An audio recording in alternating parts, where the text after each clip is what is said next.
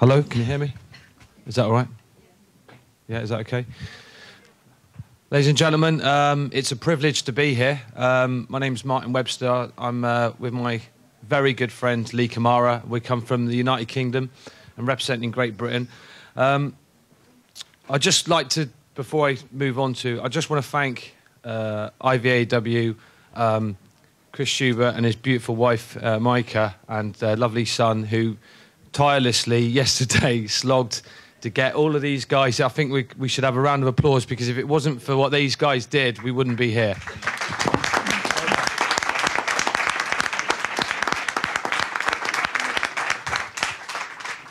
It's almost quite surreal, this, and I'm very nervous. I went for a little nervous wee earlier. All I can say is thank you so much for inviting us. We are Voices of War. We're no way as organised as you guys, the Americans that have set up IVAW. What I want to talk about today is what we're in the very, very early stages with Voices of War and what we stand for. I was a corporal in the 1st Battalion Light Infantry, and I served 11.5 years in deployment all around the world. I served 2 tours of Northern Ireland. I served in Iraq, was my final tour, and I served in Sierra Leone during 2001. There's been a lot of things that I've been, the last few weeks when I got asked to come along and do this, mobile phone. Anyway, in the last few weeks, I'll wait till that finishes. There's always someone, and I just turned mine off.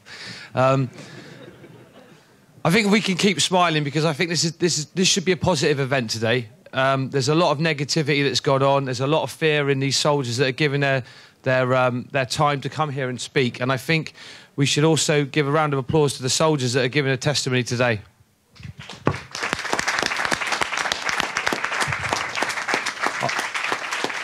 I was going to write down loads of stuff, and I ripped up so many speeches of how I was going to come across today. But I think if I do it freelance, it will come from my heart, which is what I want to come across as. I think the key message, I mean, with Voices of War, is developed now from, is a byproduct from a self-discovery mission that I've been on. My time in the armed forces for 11.5 years was the most amazing journey that anybody can be on, and I have taken great good things, good aspects of my life from the armed forces, and also and it ended very negatively with the film that was portrayed in the media in 2006. What happened to me was I joined in 1995 when Bosnia conflict was on, and my first deployment was to Northern Ireland. I became a lance corporal, moved up through the ranks, and then became a corporal, and I was a mortar fire controller for many years. What I then went on to, while I was in the army, I discovered a good friend of mine called Lee Kamara, Steve Mitchell and Lee Carroll, and we formed a band within the army where we wrote about at the time it wasn't so political because there wasn't many big wars going on. We wrote about music, and we just did it as a leisurely thing.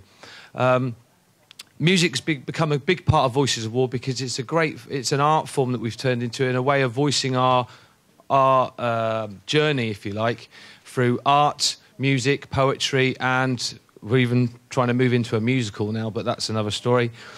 In 2003, when the war kicked off, I deployed after doing 1 week's training to Iraq with my regiment to Alamara, where at the beginning of the tour it was very we were sort of welcomed in a way that the Iraqis were very well, let's see what you bring. And we got there. They was obviously glad to have Saddam at the time out of the way. And what we did, we tried to sort of give them an infrastructure. However, because we wasn't supported by the government, it all fell apart. And because there was no jobs, because there was no infrastructure for them, and what our main mission was to go to a lot of these towns that were tribes. They're tribal people. We didn't understand how the tribes worked. There was no way we could understand that with 1 week's training. Things quickly fell apart, and the Iraqis, obviously, under Muqtada al-Sadr, who was rightfully, they decided he was to be the leader now, so they were going to follow him, and he could provide more for them than what the coalition could. things quickly fell apart, and near the end, the last 2 months of the tour, it was horrendous out there, and it was public order. They were rioting over jobs, and as a group of men, especially the guys in the town centre, there was only 100 men to restore law and order. When you're being told to from your government, is pretty hard when you're not being given the backing as well. Like lack of ammunition, the equipment was absolutely terrible. But because of the British Army, we've always been known as the borrowers, borrowing off the Americans and making do with the situation. We did the very best in what we could. At the end of a tour, any soldier will tell you, your main directive is self-preservation. So, I mean, my directive was to bring back all my team alive, and if you were an officer in charge of a company, your main directive is to bring everybody home alive.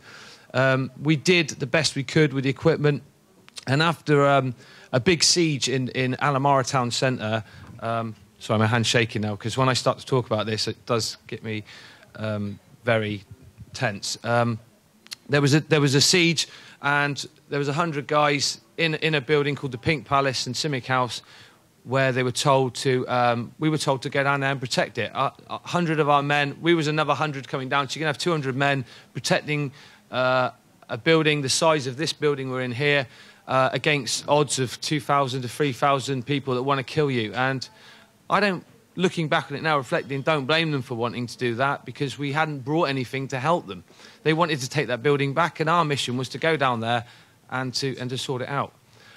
I'd filmed the whole tour. The thing with the camera incident is everybody bought cameras in 2003 and 2004, so people were filming the tour as they went along, and there was no, I don't think the government realised that this stuff would be getting out into the media and actually showing what war is like. So for the first time, soldiers were filming on the front line, and this obviously never happened in the Second World War, in Vietnam or in Falkland Islands. So soldiers were filming for the first time what was going on.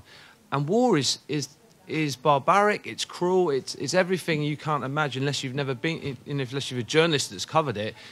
It's the most horrific experience anybody can, and laughter, tears, anger are all these rushes of emotions that you go through while in war just come out. And